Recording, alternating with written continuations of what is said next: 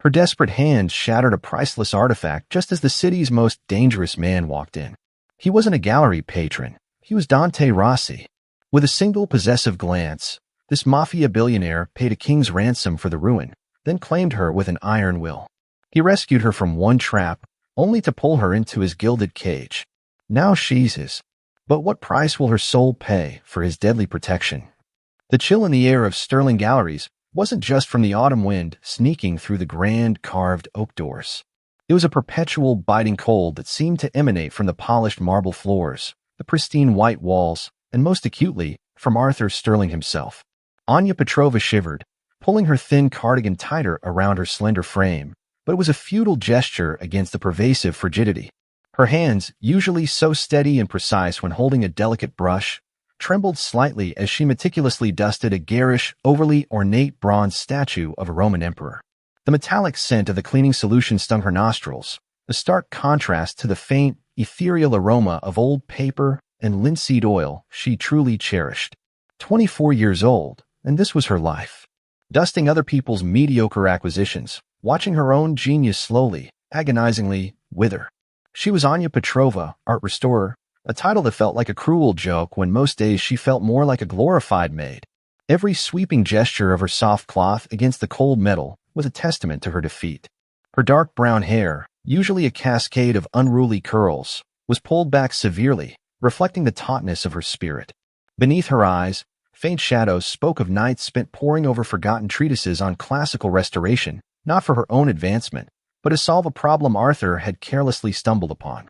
Anya, is that all you can manage? The O'Connell collection arrives in less than an hour, and this place still reeks of neglect. Arthur Sterling's voice, sharp and laced with its usual disdain, sliced through the hushed reverence of the gallery. He stood at the far end, impeccably dressed in a silk cravat and bespoke suit, surveying his domain with an air of self-importance that grated on Anya's nerves. He wasn't truly looking at the gallery. He was looking at her, assessing her, as if she were another one of his purchased objects, meant for his sole gratification. The scent of his expensive cologne, a heavy mix of sandalwood and old money, always seemed to choke her. Anya simply nodded, keeping her gaze fixed on the statue. To meet his eyes was to invite a tirade, a cruel reminder of her place. Her jaw tightened, a muscle throbbing beneath her skin. Neglect? She had spent the last 2 weeks working 18-hour days, bringing a decaying Renaissance fresco fragment back to life, a piece Arthur would undoubtedly claim as his own triumph at the upcoming private showing. The thought was a dull, aching throb in her chest. It wasn't just the physical exhaustion that wore her down. It was the constant, suffocating theft of her talent, her passion. Each brushstroke, each delicate repair, each intuitive insight into an artist's original intent, all quietly absorbed into Arthur Sterling's carefully constructed facade. She still remembered the joy, the almost spiritual connection she felt when resurrecting a damaged painting, a cracked sculpture. That was her purpose. That was her devastating passion. But here, at Sterling Galleries, her hands, once instruments of creation and healing for art, were now tools of a petty tyrant. She was just a pair of skilled hands, a faceless ghost in the background, making Arthur's collection shine, while her own light dimmed. The injustice of it all was a bitter taste on her tongue. Later that afternoon, tucked away in the cramped, windowless storage room she used as her makeshift studio, Anya stared at a blank canvas propped against the wall. It was a rare, treasured gift from her late grandmother, untouched, pristine, mocking her unfulfilled desires. The smell of turpentine and linseed oil from her own meager supplies was a small comfort, a private rebellion against the gallery's sterile grandeur. But even here, in her sanctuary, she couldn't escape the relentless pressure. Her phone vibrated on the chipped wooden workbench, the screen flashing an unfamiliar number. Her heart trembled with a familiar dread. It was Mrs. Albright from St. Jude's Children's Hospital. Anya took a deep, shaky breath before answering, her voice barely a whisper. "Hello, Mrs. Albright. Is everything all right with Lyra?" "Anya, dear, I'm afraid we have another unfortunate update." Mrs. Albright's voice, usually so kind, carried a hint of strained patience today. "The new medication for Lyra's respiratory issues is proving to be incredibly effective, thank goodness. But the costs. The latest bill is for $7,000. We need at least half of that by the end of the month, or we just can't continue with that specific treatment regimen." Anya felt the world tilt. $7,000. It was a sum so astronomical, so utterly out of reach, it felt like a cruel cosmic joke. She only had a few hundred in her emergency fund, painstakingly saved from the scraps Arthur allowed her to keep. Her paltry salary, already barely enough to cover rent and basic necessities, was tightly bound by Arthur's oppressive contract, forbidding her from taking on external commissions. She was trapped, a butterfly caught in a spider's web, her wings uselessly beating against the sticky threads. 7,000. The words caught in her throat, a dry, choked sound. I understand. I'll try. Please tell Lyra I love her. She hung up, the phone feeling impossibly heavy in her hand. Lyra, her little sister, just 7 years old, fighting a chronic lung condition with a bravery that shamed Anya's own despair. Lyra's infectious giggle, her bright, curious eyes, her unwavering faith in Anya, that was Anya's true masterpiece. And it was dying. Dying because Anya couldn't find a way out of this gilded prison. She looked at the blank canvas again, then at her own hands. Hands that could bring a forgotten masterpiece back to life, but couldn't save her sister. A wave of helplessness, cold and bitter, washed over her, chilling her to the bone. She wanted to scream, to smash something, to tear down the oppressive walls of this gallery, but she had learned long ago that defiance only led to deeper chains. Every avenue she explored, every desperate late-night search for a loophole in Arthur's contract, every discreet inquiry about another job had led to dead ends. Arthur Sterling's reach, she now knew, extended far beyond the marble halls of his gallery. It was a silent, dangerous shadow cast across the entire Chicago art scene. She closed her eyes, fighting back the burning tears. The metallic tang of the cleaning solution, the stale air of the storage room, the dull ache in her temples, it all converged into a single, suffocating realization. There was no escape. Not for her. Not for Lyra.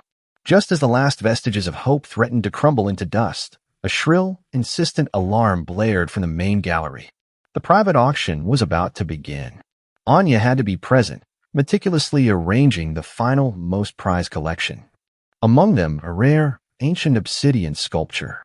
Her heart hammered against her ribs, not from anticipation, but from a sudden, inexplicable sense of dread.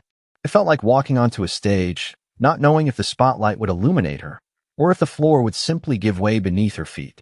Anya straightened her shoulders, took one last, lingering look at her untouched canvas, and walked out of the dim storage room, ready to face her gilded cage.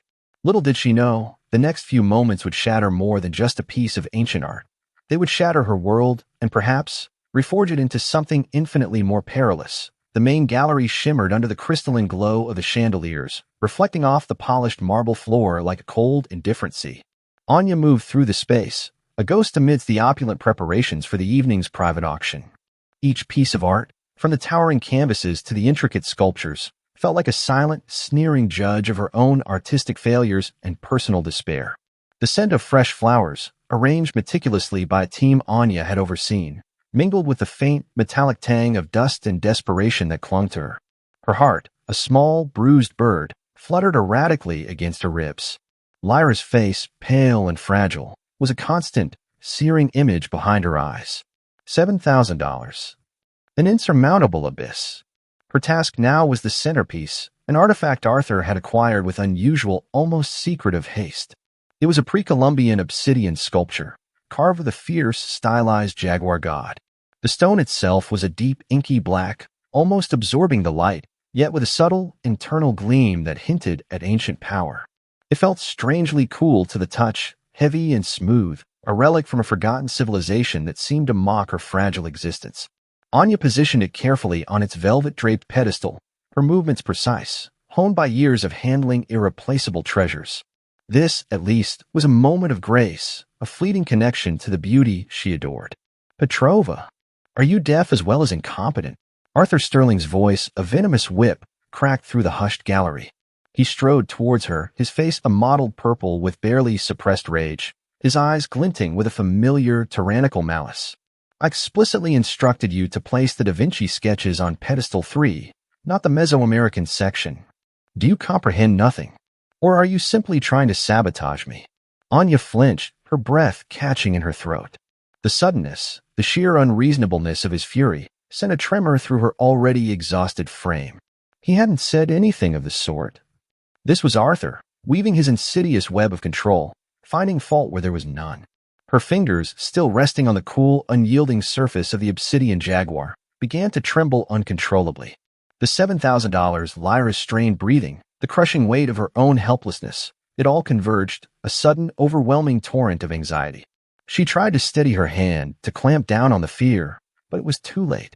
The obsidian jaguar, a symbol of primal power, slipped. Time seemed to distort, stretching into an agonizing eternity.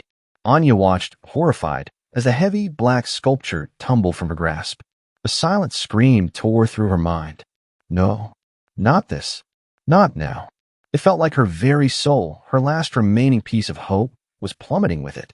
The sound that followed was a sharp, shattering crack that echoed with shocking finality in the cavernous gallery. 100 tiny shards of ancient history exploded across the polished marble, scattering like fragments of a dark, forgotten star. The heart of the jaguar god lay in ruins, its fierce gaze now fractured and broken. Anya stared at the mess, her own world equally shattered. Tears welled in her eyes, blurring the glittering debris. This was it, the absolute end. Arthur would destroy her. She could feel it, the icy tendrils of despair already coiling around her throat. And then the heavy oak doors at the main entrance swung open with a soft, ominous creak. A figure emerged from the threshold, framed by the late afternoon light filtering in from the street. He was tall, imposingly built, moving with a predator's fluid grace. His charcoal gray suit, perfectly tailored, seemed to absorb the light around him, making him a stark, formidable silhouette against the gallery's bright interior. Dark hair, meticulously styled, framed a face that was both exquisitely handsome and dangerously severe. His eyes, the color of slate, swept across the room, taking in a chaotic scene. Arthur's purple face, Anya's frozen horror, the glittering fragments of obsidian. This was Dante Rossi. The name was whispered in hushed tones across the city, a name synonymous with power, with a shadow empire that stretched far beyond legitimate investments. He wasn't just wealthy. He was a force of nature, a Don whose will was absolute. He paused for a heartbeat, his gaze unhurried, yet incredibly intense. Anya felt her breath catch. His eyes, dark and fathomless, met hers across the expanse of the gallery, and in that moment, the world shrank to just the two of them. It wasn't a look of anger or even curiosity. It was something far more unnerving, a gaze that felt deeply possessive, as if he wasn't looking at a clumsy assistant, but at something he had already claimed. Arthur, usually so boisterous, was strangely muted. He stammered, his bravado instantly evaporating under Dante's unyielding stare. Mr. Rossi, an unforeseen accident. A minor mishap, easily rectifiable, of course. Dante didn't respond to Arthur. His gaze remained locked on Anya, a palpable tension stretching between them. Then, with a slow, deliberate movement, he pulled out his phone. It was a sleek, almost futuristic device, clearly custom-made, a silent testament to his immense wealth. With a single, almost dismissive tap of his thumb, he initiated a transaction. A low electronic chime from Arthur's own phone confirmed the transfer of an astronomical sum, enough not just for the sculpture, but to buy the entire collection, perhaps even the gallery itself. It was an act of pure, commanding power, asserting his will without uttering a single word. Then his voice, a low, dangerous rumble that seemed to fill the suddenly silent gallery, broke the spell. Who is she? Arthur, seizing the opportunity, practically lunged forward. Anya Petrova, Mr. Rossi, my assistant. Utterly clumsy, completely irresponsible. I assure you she will be summarily dismissed, and this gross negligence will be severely dealt with.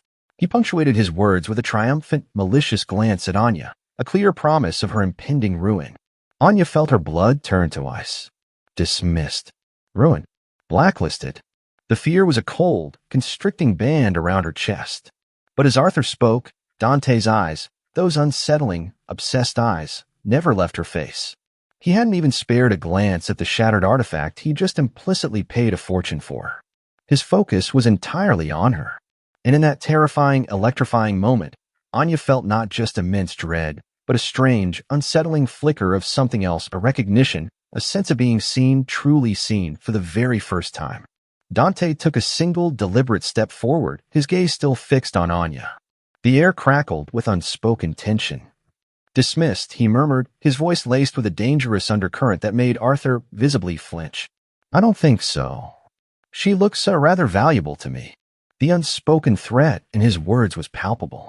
Arthur swallowed hard, suddenly very pale. Anya, caught between the devil and a powerful, unknown force, felt her world shift on its axis. She was no longer just an exploited artist. She was now a pawn in a game she didn't understand, claimed by a man she didn't know, whose eyes held a promise that was both a terrifying warning and an undeniable allure. The aftermath of the shattered obsidian was a chilling silence, heavy with unspoken threats.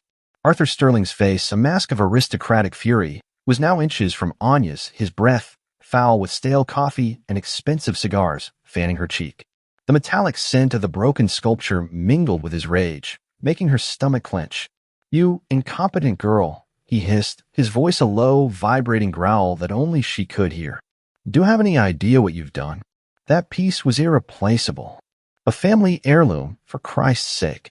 My connections, my reputation, all shattered by your pathetic clumsiness." He punctuated his words with a sharp jab of his finger at her chest, making her recoil. Anya couldn't speak. Her throat felt constricted, raw with a silent, primal scream. The glittering fragments on the floor mocked her, each shard a reflection of her despair. Lyra's pale face flashed before her eyes. The $7,000. It was all spiraling, faster than she could comprehend. "But don't worry, Petrova," Arthur continued, a cruel smirk twisting his lips.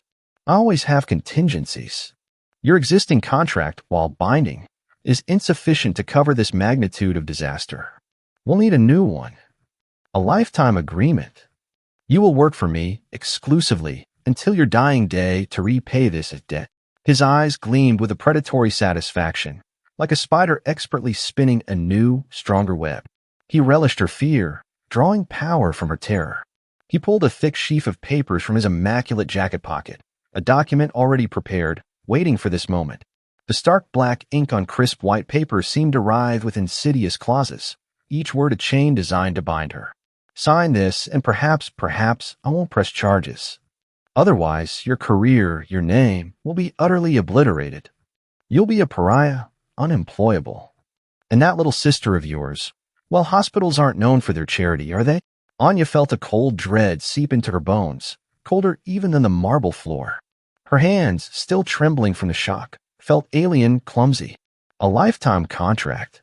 He would own her body and soul until her last breath. She would be a ghost, a slave to his ambition, her talent forever a pawn in his sordid games. The thought was a suffocating weight, pressing the air from her lungs. She looked around the empty gallery, the silent, expensive art, and felt an overwhelming sense of being trapped, utterly, irrevocably alone. Days blurred into a haze of fear and desperate, fruitless efforts. Anya tried to resist Arthur's demands, pushing back against the new contract. She spent every spare moment in the sterile glow of her laptop screen, researching legal aid, skimming through pages of contract law, searching for any escape clause, any lifeline. But Arthur's original contract was a masterpiece of legal entrapment, watertight and ruthless.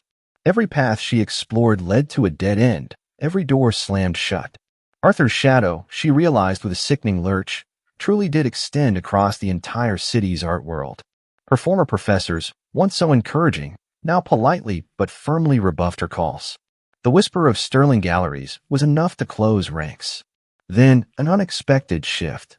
Arthur, who had been breathing down her neck, constantly demanding her signature on the new contract, suddenly became distracted. He was still agitated, pacing his office like a caged tiger, but his focus had shifted from her to his phone, which buzzed with unusual frequency.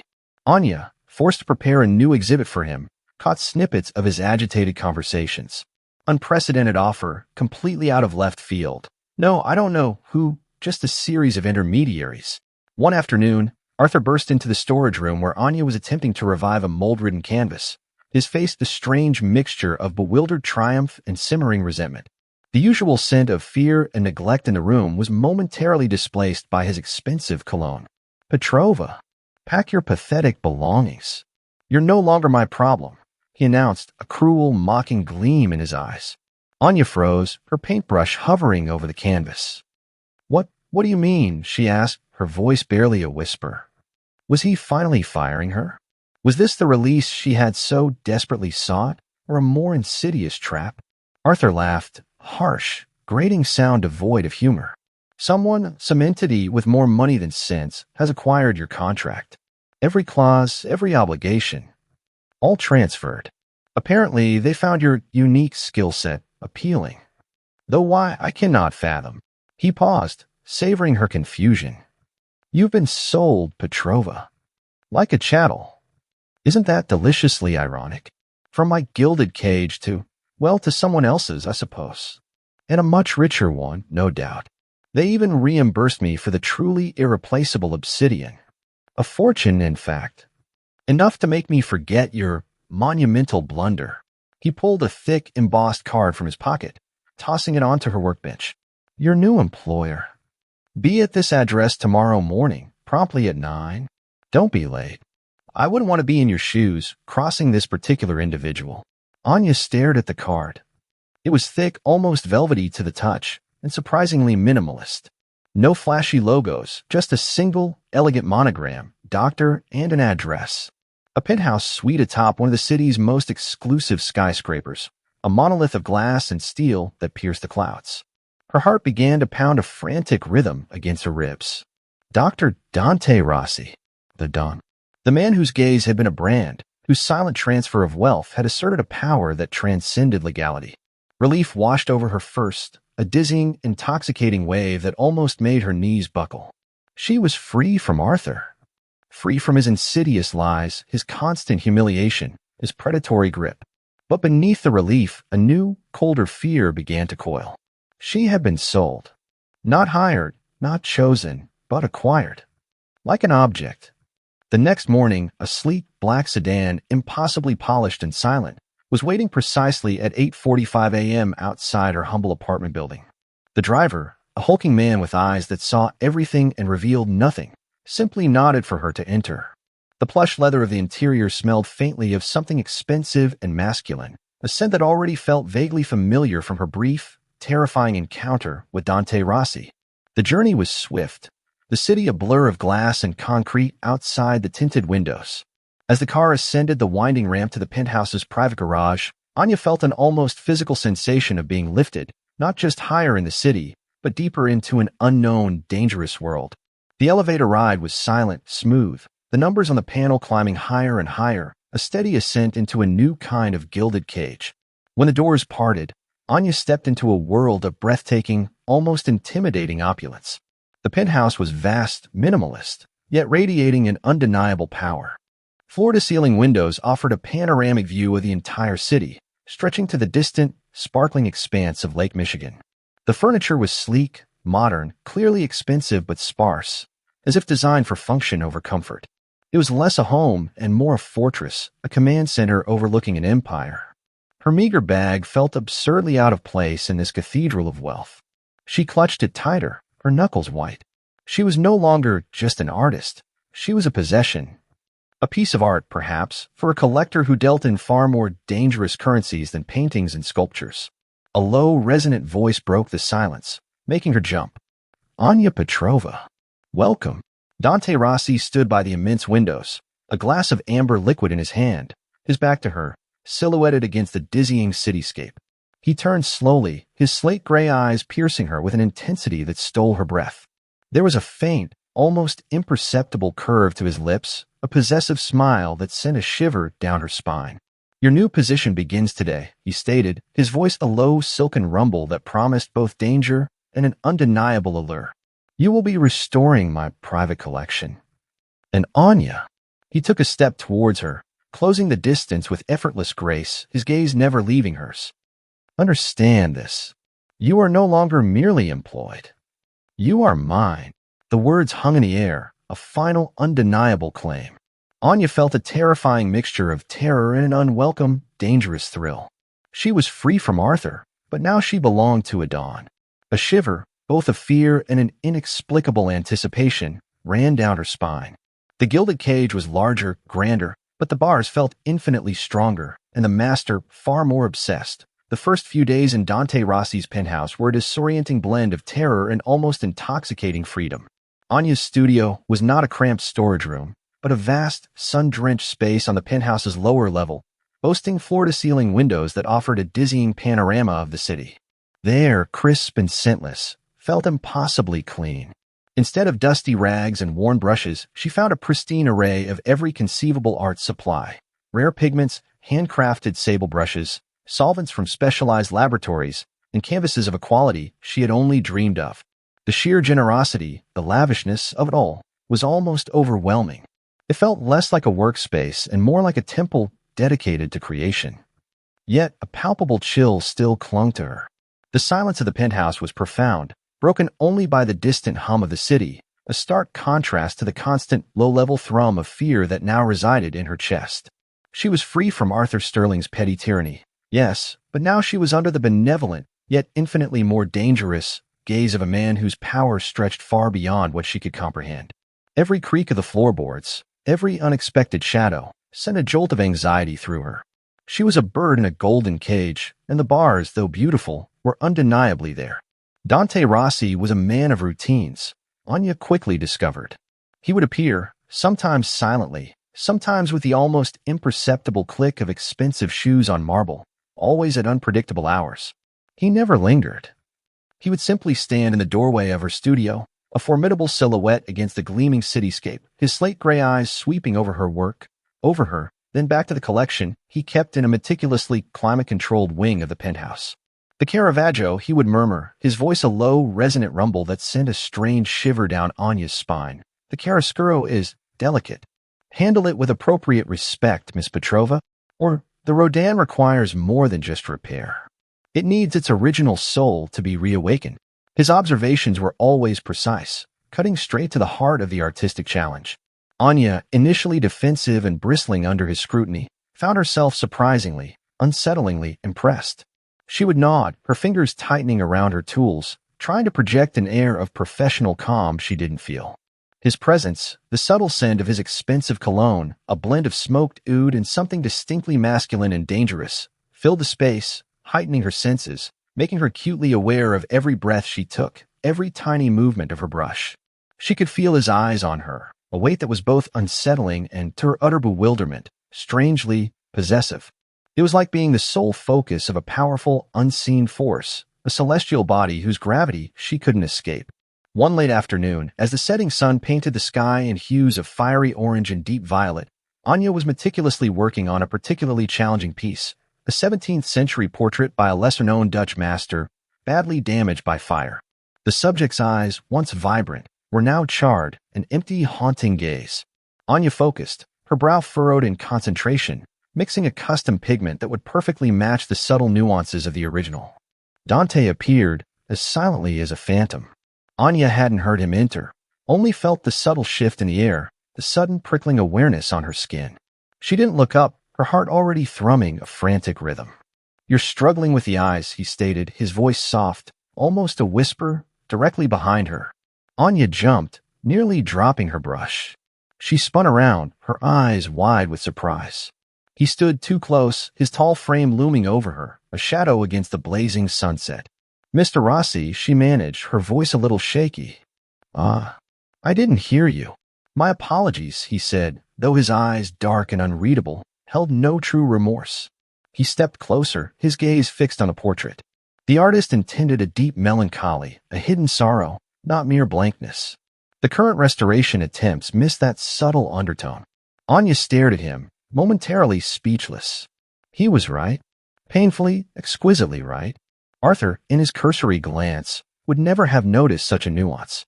Most experts would miss it. But Dante the Don saw it. How did you know?" she finally whispered, a surge of reluctant admiration mixing with her perpetual fear. A faint, almost imperceptible curve touched his lips. It wasn't a smile, not truly, but a ghost of one. "I have a keen eye for what lies beneath the surface, for what is broken and what yearns to be restored, particularly in valuable acquisitions." His gaze flickered from the painting to her, and Anya felt a sudden, inexplicable heat rise in her cheeks. Was he talking about the painting or about her? The ambiguity was unsettling, thrilling. Later that week, a small, unassuming envelope arrived at her apartment, delivered by a discreet courier. It contained a single, official-looking document from St. Jude's. Anya's heart seized, expecting the worst. Instead, as she unfolded the crisp paper with trembling fingers, her eyes widened. Lyra's outstanding medical bills, paid in full. Not only that, but a new comprehensive treatment plan was outlined, involving top specialists and a rare experimental drug. And at the bottom, a note in a formal impersonal script, all expenses covered by an anonymous benefactor dedicated to pediatric health. Anya sank onto her worn sofa, the paper rustling in her shaking hands. Anonymous benefactor. Her mind immediately flashed to Dante Rossi, his formidable power, his unseen hand. There was no other explanation. A wave of conflicting emotions washed over her. Profound relief, a dizzying surge of gratitude, but also a chilling understanding of the sheer scope of his reach. He hadn't asked. He hadn't told her. He had simply acted. He had taken control of her sister's future as effortlessly as he had taken control of her contract. The thought should have terrified her, should have made her furious. But as Lyra's excited, stronger voice chirped over the phone later that evening, telling her about the new magic medicine and the kind doctors, Anya felt something else bloom in her chest. A warmth, a dangerous sense of safety. Lyra was thriving, and it was because of him. The ruthless Don, the man with eyes that promised both possession and peril, had saved her sister. She found herself watching him more closely during his visits to the studio, not with fear, but with a burgeoning, dangerous curiosity.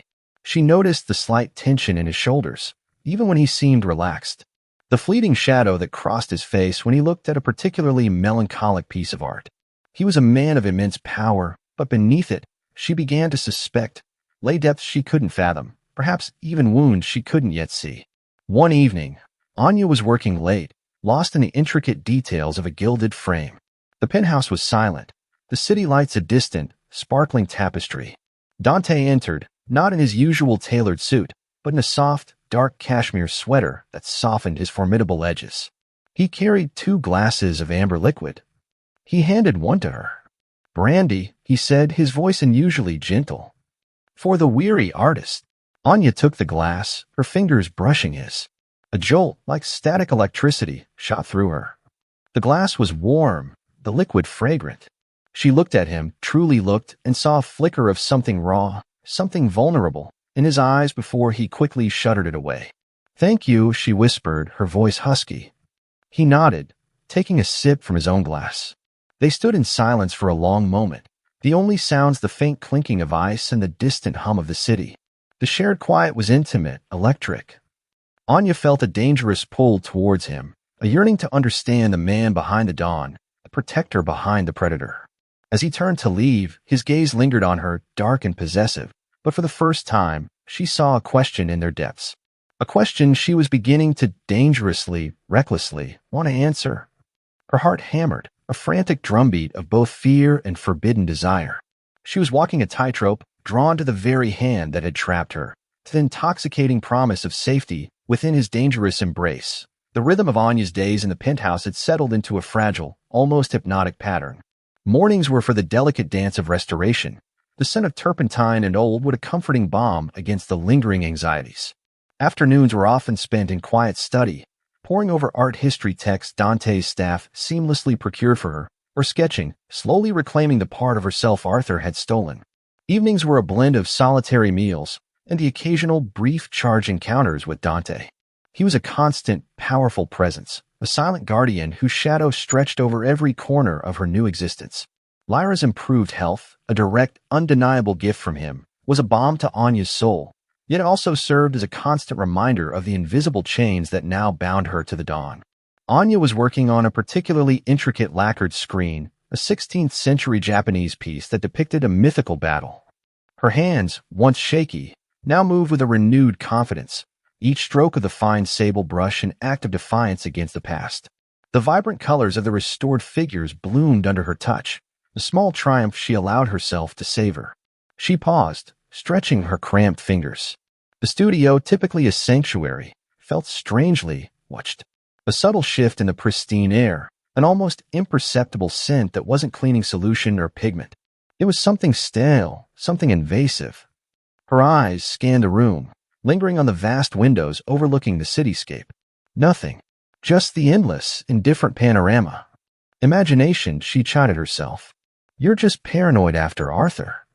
But the feeling persisted, a cold, insistent prickle at the back of her neck. The next morning, her unease solidified into a chilling certainty.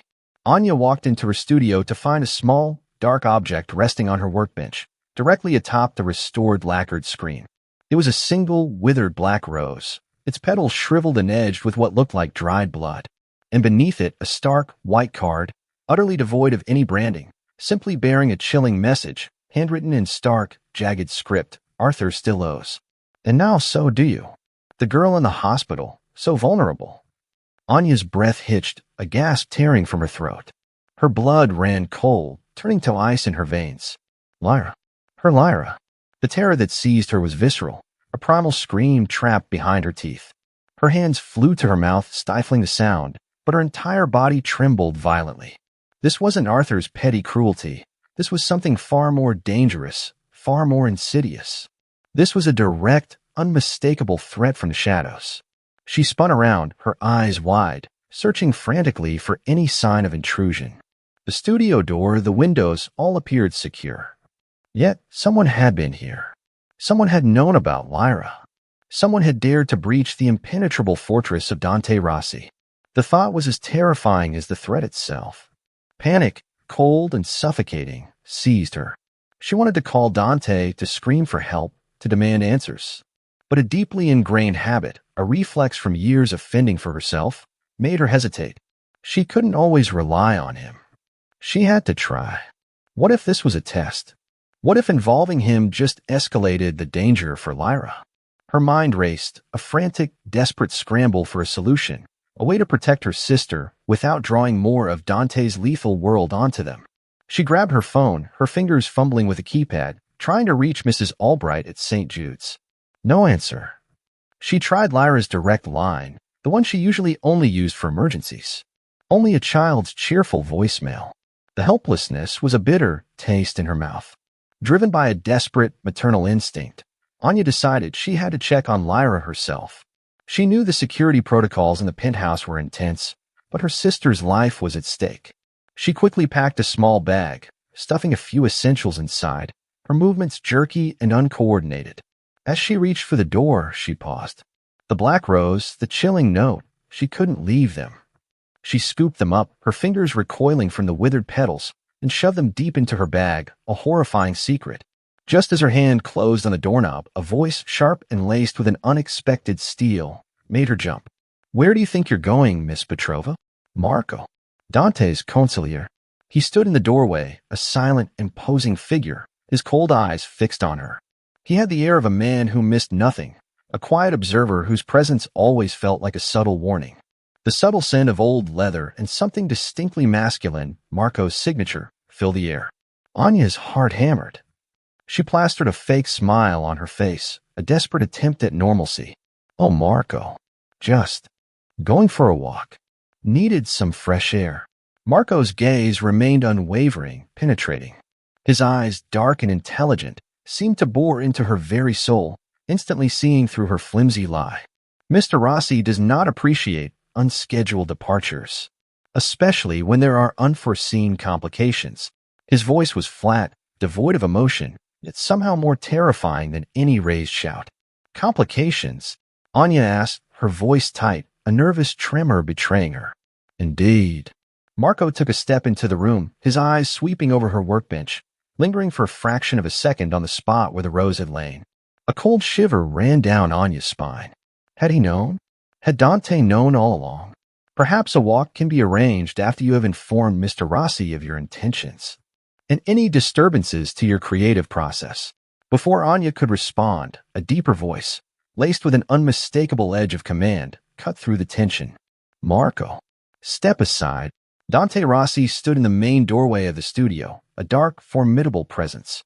His usual bespoke suit was impeccable, yet his stance, subtly tensed, radiated a silent, simmering fury. His slate-gray eyes, usually so controlled, now held a dangerous, molten glint as they fell on Anya, then on her hastily packed bag.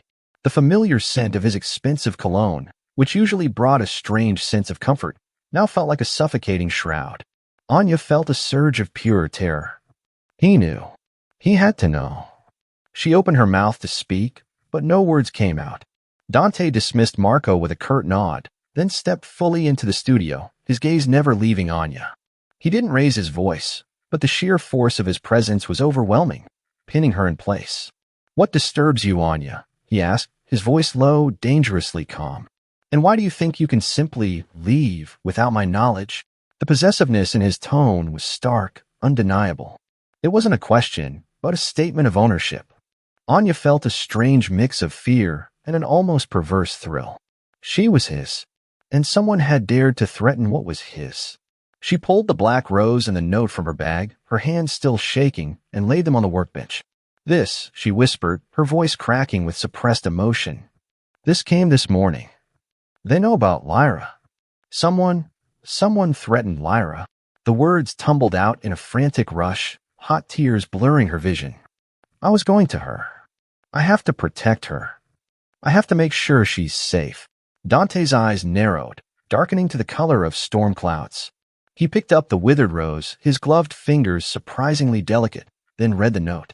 A muscle in his jaw flexed, the only visible sign of the violent rage that Anya could almost feel emanating from him. The silence that followed was oppressive, heavy with the weight of unspoken threats and unleashed power. "No one," Dante said, his voice a low, lethal growl, "touches what is mine." He crumpled the note in his fist, the sound sharp and definitive. "And Lyra is under my protection. Just as you are." He looked at Anya, his gaze intense, possessive, but also, for a fleeting moment, filled with a raw, terrifying promise. "You don't run from shadows, Anya. You let me burn them." Before Anya could process his words, before she could even ask who they were, or how he would burn them, Dante turned.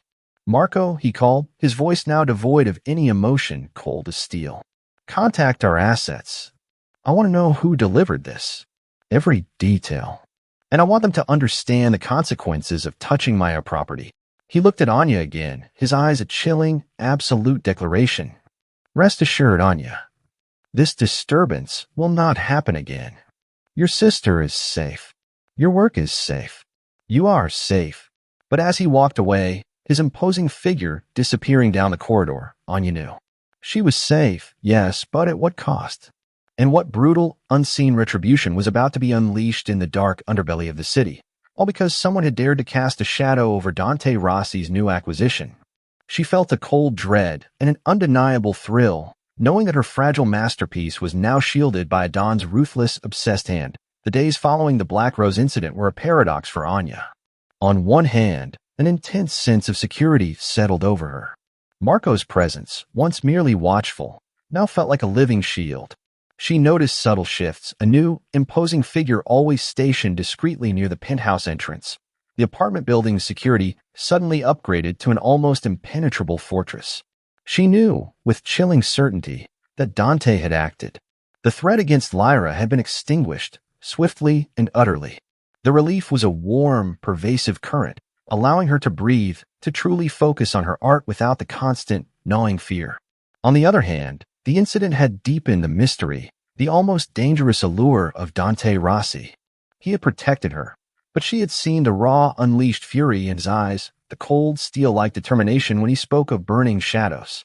It was a glimpse into the ruthless world he inhabited, a world she was now irrevocably tied to. This duality, this man who could orchestrate both profound care and terrifying retribution, fascinated and terrified her in equal measure. Dante continued his unpredictable visits to her studio. His gaze, once simply possessive, now held a new intensity, a subtle acknowledgement of their shared crisis. Anya found herself drawn to him, her curiosity overcoming her fear. She wanted to understand the man behind the dawn, the silent protector whose actions spoke louder than any words. One particularly rainy afternoon, the city outside the penthouse windows was a blur of gray and silver. Anya was cataloging Dante's personal art collection, a task she'd been given to familiarize herself with the scope of his treasures. It wasn't the formal gallery collection she usually worked on. These were pieces kept in his private living quarters, more intimate, less curated. Among them, a discreetly placed mahogany box, locked, caught her eye.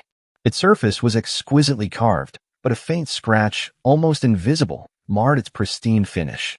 A tiny imperfection in a world of perfection. Later, she found herself in a lesser-used corridor of the penthouse, near Dante's private study. A heavy, ornate door, unlike any other in the minimalist apartment, stood slightly ajar.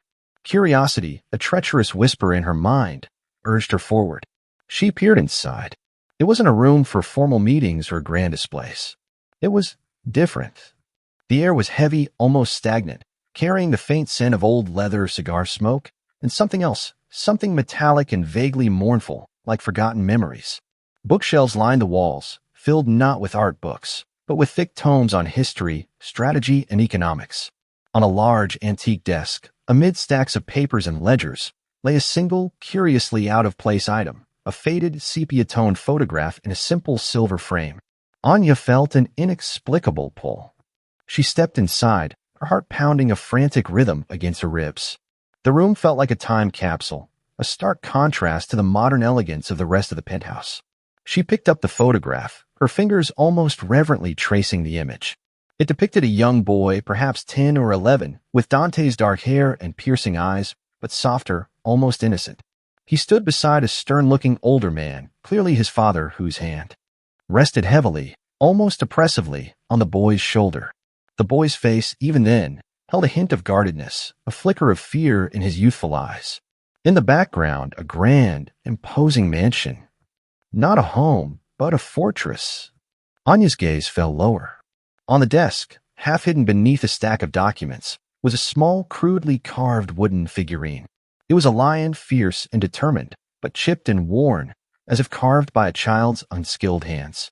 The very raw, almost desperate simplicity of it seemed utterly out of place in Dante's meticulously curated world. A pang of unexpected empathy pierced through her.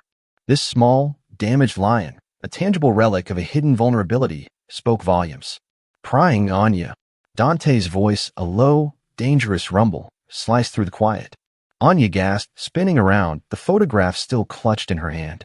He stood in the doorway, framed by the dim light, his presence suddenly immense, almost overwhelming. His face was a mask of unreadable intensity, his slate-gray eyes dark and shadowed.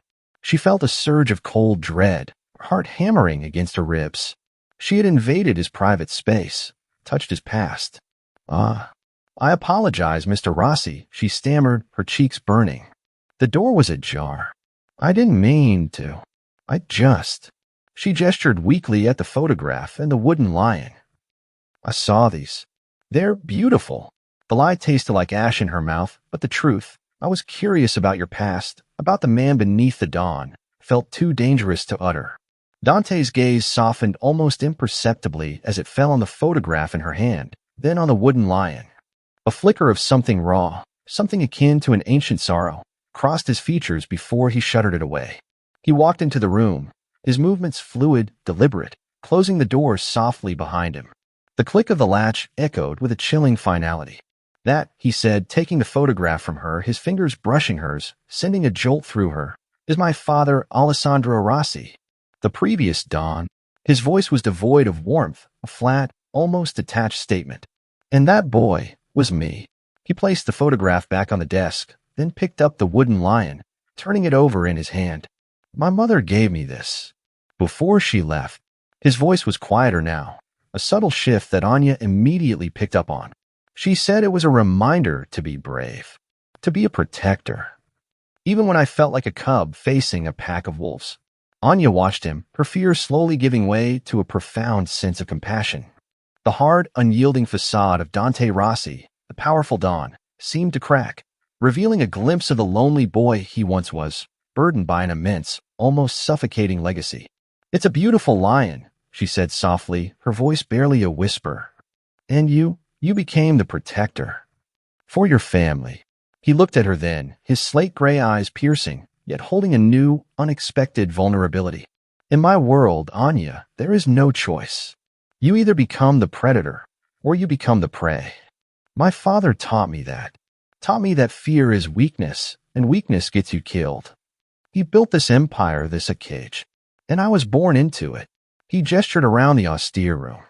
This is where he forged me, where he taught me how to survive, how to lead. He took a slow, deep breath, the scent of expensive cigar smoke and old regret filling the air. I grew up quickly, too quickly. There was no room for fragility, for art, only for power, for control, for ensuring that no one ever could touch what was mine. His gaze intensified, meeting hers, and Anya felt the powerful, unspoken implication. No one ever would touch her. But you chose to save Lyra, Anya pointed out, her voice gentle, challenging him. You chose to help me. That wasn't just about power. That was kindness. Dante's expression hardened, a flicker of his usual impenetrable mask returning. My reasons are my own. But yes, I protect what is mine. And you, Anya, you are mine.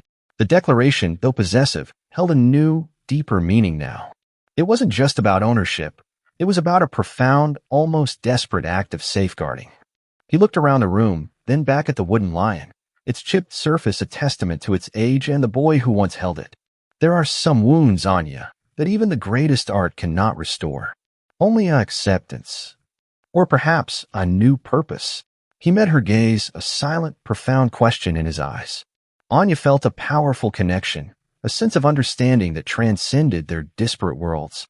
She saw not just the ruthless Don, but the wounded boy, the man burdened by a legacy of power and violence.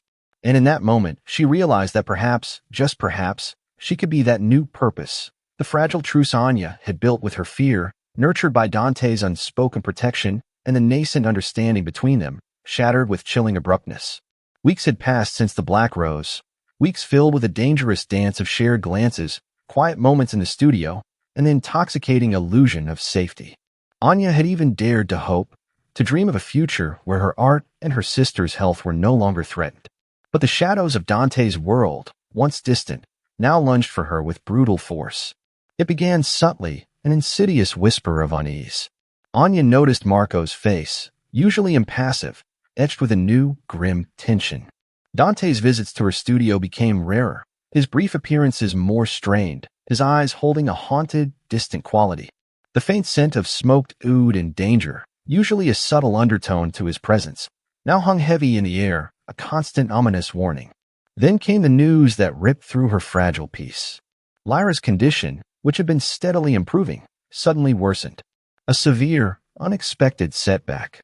The doctors at St. Jude's were baffled, their voices hushed with concern.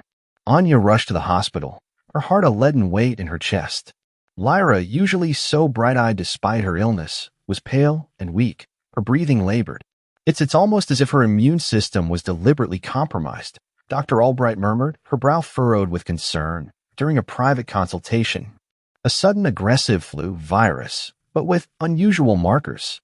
We've never seen anything quite like it. Anya felt a cold dread seep into her bones. Compromised. Deliberately compromised. The Black Rose. The subtle threat against Lyra. It wasn't a coincidence. This was an attack. A direct assault on the only true vulnerability Dante Rossi had her. She returned to the penthouse, her mind a frantic scramble of fear and a burgeoning, righteous fury. She had to confront Dante. He had promised protection. He had promised safety. And now Lyra was suffering, perhaps dying, because of his world, because of him. The penthouse was eerily silent, devoid of its usual discreet hum of activity. Anya found Dante in his study, the room where she had glimpsed his past, now bathed in the dim, artificial glow of a single desk lamp. He sat hunched over his mahogany desk, a whiskey glass clutched in his hand, his usually impeccable suit slightly disheveled. The air hung thick with the scent of stale cigar smoke and something else, desperation. Dante. Anya's voice cracked, raw with emotion. What is happening? Lyra, her condition worsened. The doctors say it's unusual. It's an attack, isn't it? Because of you. He looked up, his slate gray eyes meeting hers. They were bloodshot, haunted, but also held a flicker of something she hadn't seen before, self-recrimination. He didn't deny it. The Morettis, he said, his voice a low, gravelly rasp. They're escalating. They found out about Lyra. It was a message. To me, Anya felt a wave of dizzying horror. The Morettis. Another family. Another shadow. A message. She whispered, her voice trembling. They attacked a child to send you a message? And you knew this could happen. You brought me into this world. You promised me safety. The words, laced with pain and a searing sense of betrayal, tore from her. You lied to me, Dante. You betrayed my trust. He pushed himself up from the desk, his movements stiff, almost pained. Anya, I never wanted you to be touched by this. I tried to shield you. But they found a weakness. My weakness. You. His gaze was raw, filled with a desperate apology she couldn't yet accept. Your weakness? Your weakness almost cost Lyra her life. You put her in danger. You put me in danger. Anya's voice rose, a crescendo of anger and despair. I hate this. I hate your world. I hate the lies. I hate you for dragging me into this. The last word was a choked sob, tears streaming down her face, blurring the image of his anguished expression. Dante flinched as if she had physically struck him. The raw pain in his eyes was almost unbearable. Anya, please. Let me fix this. I will burn them to the ground. I will make sure they never come near Lyra again. I swear it. Fix this. Anya laughed bitterly, a broken, hysterical sound. You can't fix this. You can't fix what's already broken. Lyra is suffering because of your protection. I can't live like this, Dante. I can't. Not knowing if every day will bring a new threat, a new attack on someone I love, all because I'm yours. The word, once strangely alluring, now tasted like ash. She turned to leave, her heart a gaping wound. The gilded cage now felt like a suffocating tomb, every luxurious detail mocking her lost innocence. Where are you going? Dante's voice was sharp, laced with desperation, but Anya heard only the echoes of his possessiveness. Away, she choked out, wiping futilely at her tears. Away from you. Away from this madness. I need to protect Lyra. And I can't do that here. I can't do that with you. She ran. Not out of the penthouse, for she knew that was impossible, but to her studio, the one place that still felt remotely like her own. She locked the heavy, soundproof door behind her, the click a mournful echo in the vast space. She sank to the floor amidst her brushes and pigments, surrounded by the beautiful, silent art, and wept. Wept for Lyra, for her shattered dreams, for the dangerous, intoxicating love she had almost dared to believe in, and for the profound, heartbreaking sense of betrayal. Outside the door, Dante stood, his hand resting heavily on the polished wood. He could hear her muffled sobs, each sound a fresh knife twisting in his gut. His world, once so controlled, so absolute, was crumbling around him. He had sought to protect her, to claim her, and in doing so, he had only brought her pain. He had become the very thing he swore he wouldn't be, a source of suffering for the innocent. He closed his eyes, his jaw clenched, his knuckles white against the dark wood. His obsession, his need to possess her, had driven her away. He had betrayed her trust, not with a lie, but with the terrifying, undeniable truth of his world. He had lost her. And the thought was a searing, unbearable agony, deeper than any wound he had ever sustained in the brutal game of power. The muted sobs emanating from Anya's studio were 1,000 tiny daggers, each one twisting in Dante Rossi's gut. He stood outside the heavy door, his hands still resting on the polished mahogany, an invisible barrier separating him from the woman he had unknowingly shattered. Her accusations of betrayal, of him dragging her into this lethal world, echoed in his mind, sharp and unforgiving. He had promised her safety, and instead, he had delivered peril to her most precious vulnerability. Lyra. The thought ignited a cold, searing rage that burned away the self-recrimination, leaving behind only a primal, unyielding need for vengeance. He didn't have time for regret. He had to act. He pulled out his phone, his fingers flying across the screen, summoning Marco. Find her. Dante's voice was a low, guttural growl, devoid of any warmth, any emotion save for a terrifying, controlled fury. Find every last miserable soul responsible for touching Lyra.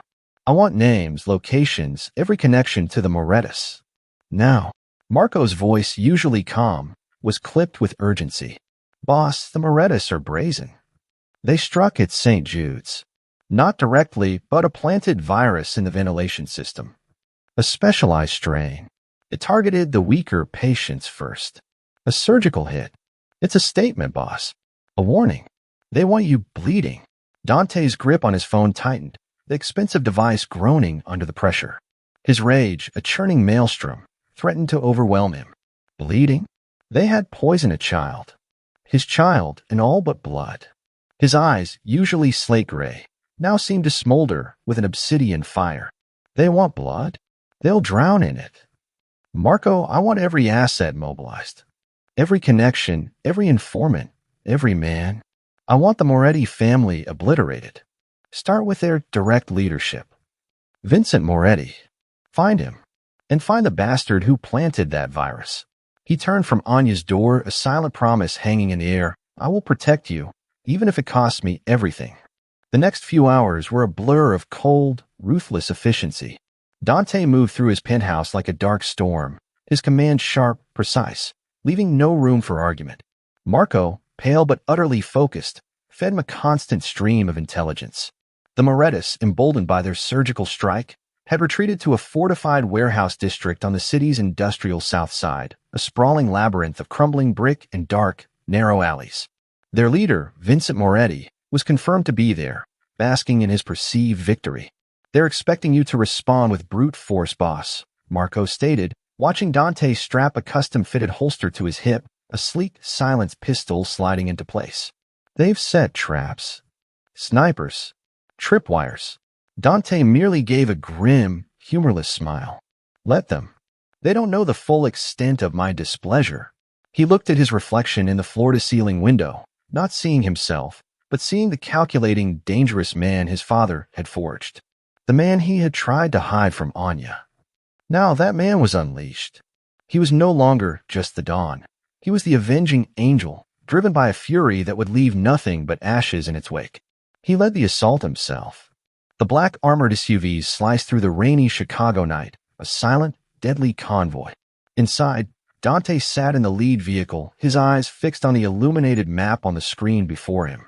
He was a general leading his army, every move calculated, every risk assessed. The rhythmic thrum of the engine was a primal drumbeat to his raging heart. The only scent was the faint, metallic tang of ozone and the raw electric tension of the men around him. Perimeter secure, boss, a voice crackled through his earpiece. Entering Sector Gamma. Multiple hostiles detected. Move, Dante commanded, his voice a low growl. Silence is paramount. No unnecessary noise. They die before they can scream. The assault was a symphony of controlled violence. Dante's men moved with chilling precision, ghosts in the rain-slicked shadows. Anya would have been horrified by the brutal efficiency, the practiced lethality of his force. But Dante didn't spare a thought for her judgment now. He only saw Lyra's pale face, Lyra's labored breathing. Suddenly, a piercing cry split the night. Not from his men, but from a side alley, just beyond the primary target warehouse. It was a woman's scream, filled with terror. Anya. Dante's blood ran cold, then boiled with an instantaneous, blinding fury. Anya. What was she doing here? Had she tried to intervene herself? Had they taken her? He cursed, a raw, primal sound tearing from his throat. Diversion, he roared into his mic. The main target is secondary. Marco, redirect half the team to the scream. I'm going in. He burst from the SUV, ignoring Marco's frantic protests, his movements a blur of controlled aggression. The rain lashed at his face, mingling with the sweat of his rising adrenaline. He rounded the corner of a grimy brick building, the scent of stale urine and industrial decay assaulting his senses. There, in a narrow, garbage-strewn alleyway, Anya struggled against two burly Moretti enforcers. Her face was streaked with tears and grime, her eyes wide with panic. She must have left the penthouse, driven by her maternal instincts to reach Lyra, only to be intercepted. The sight of her, so fragile, so vulnerable, in the brutal hands of his enemies, unleashed a side of Dante he rarely allowed to surface. A primal, monstrous protectiveness. Let her go. Dante's voice was a low, chilling whisper, colder than the night air, yet vibrating with an almost seismic power.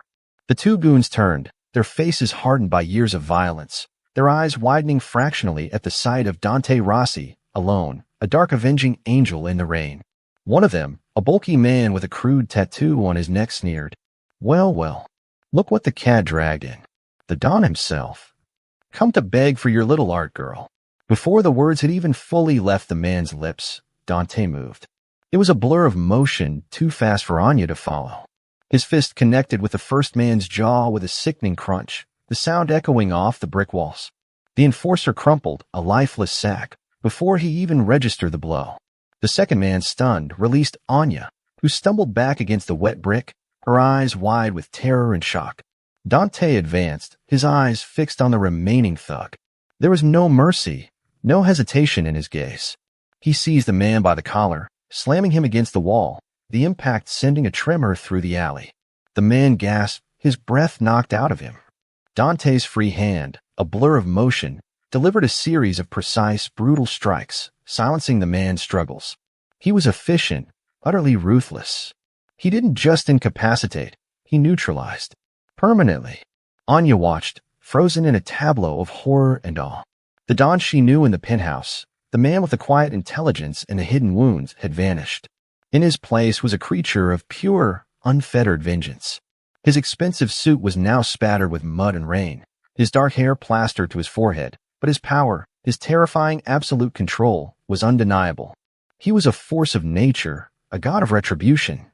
He let the man slump to the ground, unconscious, perhaps worse. Then he turned, his eyes still blazing with a dangerous light, locking onto Anya. Anya, he breathed, his voice raw, husky with relief and a lingering, violent possessiveness. He took a step towards her, then another, until he was directly in front of her. His hands, still clenched into fists, reached out, not to touch, but to cup her face, his thumbs gently wiping away the tears and grime from her cheeks. His touch, despite the recent violence, was surprisingly gentle, a stark contrast to the brutality she had just witnessed. "Are you hurt?" he demanded, his voice laced with an urgency that pierced through her shock. He searched her face frantically, his eyes scanning for any injury. Anya shook her head, tears still flowing freely. She couldn't speak. The sheer scale of his power, the chilling violence he was capable of, both terrified and profoundly relieved her. He had come for her. He had saved her. He was her dangerous protector, her ruthless Don, and in that moment, she knew with an undeniable certainty that he would raze the entire city to the ground if it meant keeping her safe. He pulled her into his arms, his embrace fierce, possessive, almost crushing. She sagged against him, her body trembling uncontrollably, burying her face against his wet, surprisingly soft cashmere sweater. The scent of ozone, rain, and his potent cologne filled her senses, a strange, intoxicating blend of danger and overwhelming security. She could feel the hard, unyielding muscle of his chest, the rapid beat of his heart against hers. "Mine," he whispered, his voice rough with emotion, his lips brushing her hair. "You are mine, Anya. And no one touches what is mine." The sirens began to wail in the distance, a cacophony of flashing red and blue lights converging on the area. Dante ignored them. He simply held Anya tighter, his gaze sweeping the now silent alley, a silent promise of absolute, unforgiving retribution to any who dared to threaten her again. He had reclaimed his fragile masterpiece, and the price the Morettus would pay for daring to break it would be unfathomable. The journey back to the penthouse was a blur. Anya was wrapped in Dante's heavy, rain-soaked coat, the scent of his cologne, of danger and power, enveloping her. She sat in the passenger seat of his armored SUV, his hand a warm, possessive weight on her knee, a silent tether to reality. Marco drove, his face grim, his eyes occasionally flicking to the rearview mirror, assessing the situation. The world outside the tinted windows was a maelstrom of flashing lights and distant sirens, a vivid, terrifying echo of the violence she had just witnessed. Anya couldn't speak. Her throat felt raw, her body still trembling uncontrollably. The image of Dante, a primal force of nature, his face contorted with cold fury, dispatching the men who had threatened her, was burned into her mind. It was horrifying, yet undeniably, profoundly reassuring. He had come for her. He had saved her. He was, in his own brutal way, her savior. Upon their return, the penthouse, usually so stark and impersonal, felt like a sanctuary. Dante led her directly to a luxurious guest suite, its soft lighting and plush furnishings a stark contrast to the alley's grim reality. He helped her out of his coat, his touch gentle, almost reverent, as if she were made of fragile glass. The fresh, clean scent of the suite, a mix of lavender and expensive linen, was a welcome balm to her assaulted senses. "A hot bath," he murmured, his voice softer than she had ever heard it, devoid of any command, only concern. "And clean clothes. Marco will arrange for a doctor, a discreet one, to check you over." Anya merely nodded, tears silently tracing paths down her grimy cheeks. She was utterly exhausted, emotionally drained. The terror of the alley, the raw brutality of Dante's rescue, the chilling realization of the world she now inhabited, it was all too much. Later, wrapped in a soft, oversized bathrobe, Anya sat on the edge of the bed, a steaming mug of herbal tea in her hands. The discreet doctor, a kind-faced woman with calm eyes, had checked her thoroughly, confirming no physical injuries, only shock. The tea was warm, soothing, but couldn't entirely thaw the cold knot of fear in her stomach. Dante entered quietly, his suit now replaced by dark, casual clothes. He looked tired, lines of strain etched around his eyes, but his gaze, when it met hers, was unwavering, still burning with that possessive intensity. He sat beside her, maintaining a respectful distance, yet his presence filled the room, a silent, powerful force. "Lyra is stable," he stated, his voice low. "The doctors found an antidote for the specific strain. She's recovering. They're monitoring her closely. She will be fine, Anya." A wave of profound relief washed over her, so intense it made her lightheaded. Lyra, safe. That was all that mattered. "Thank you," Anya whispered, her voice thick with emotion. "Thank you, Dante, for everything." He merely nodded, his jaw tight. "I failed you. I promised you safety.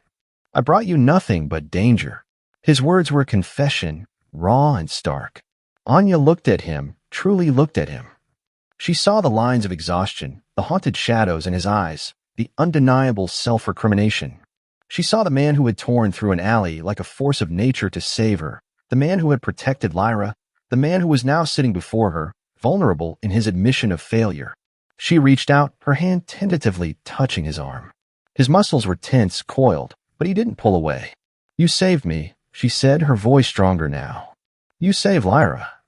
Yes, your world is terrifying, but you stood between me and that terror. You protected me." Dante covered her hand with his touch warm, reassuring, yet undeniably possessive. "That is what I do, Anya. I protect what is mine. And you are mine. Now, more than ever." He stood then, his movements regaining some of their usual formidable grace. "As for the Morettis, they have been dealt with."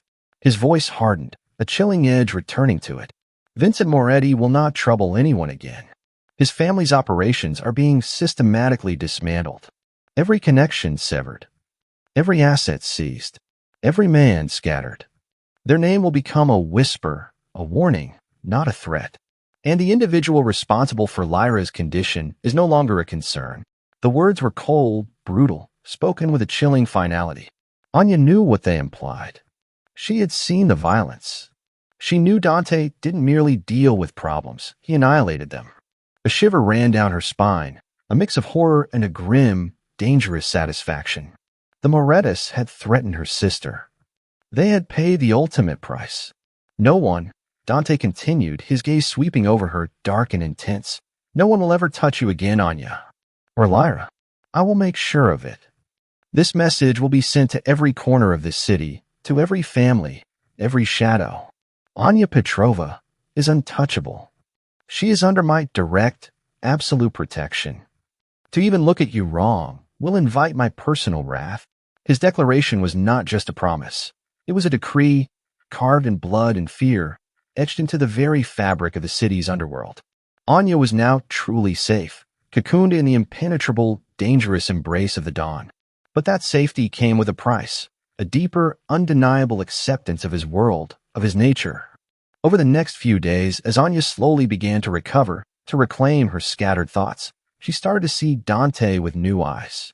She saw the immense weight he carried, the relentless burden of leadership, the constant battles fought in the shadows. She remembered the wounded boy in the photograph, the lonely child who had carved a lion to be brave. He had become the lion, fierce and terrifying, to protect what he deemed worthy. And she, her art, her sister, had become worthy. She realized that while she needed time to truly heal from the trauma, to fully accept the terrifying reality of his world, her feelings for him had only deepened. The fear was still there, a constant companion, but was now intertwined with a profound sense of gratitude, an undeniable admiration, and a dangerous, potent love. He hadn't just saved her, he had shown her a fierce, uncompromising loyalty she had never known. He had changed her. One evening, as the city lights twinkled outside her studio windows, Anya picked up her favorite brush. The half-finished lacquered screen, with its vibrant, mythical battle, seemed to call to her. She dipped her brush into a new pigment, a deep, rich crimson.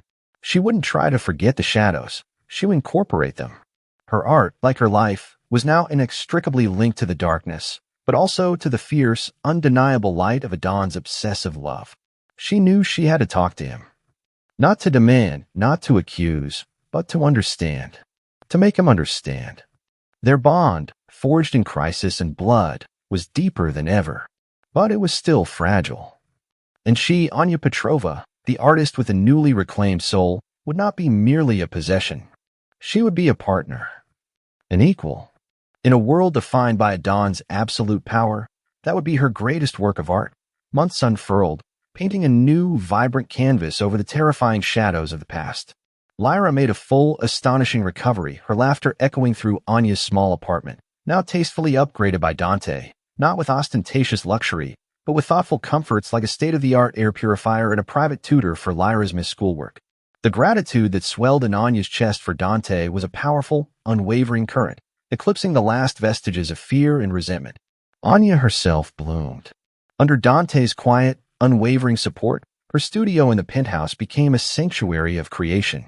She poured herself into her art, not just restoration, but her own painting, her own sculptures, pieces that pulsed with the raw emotion of her journey.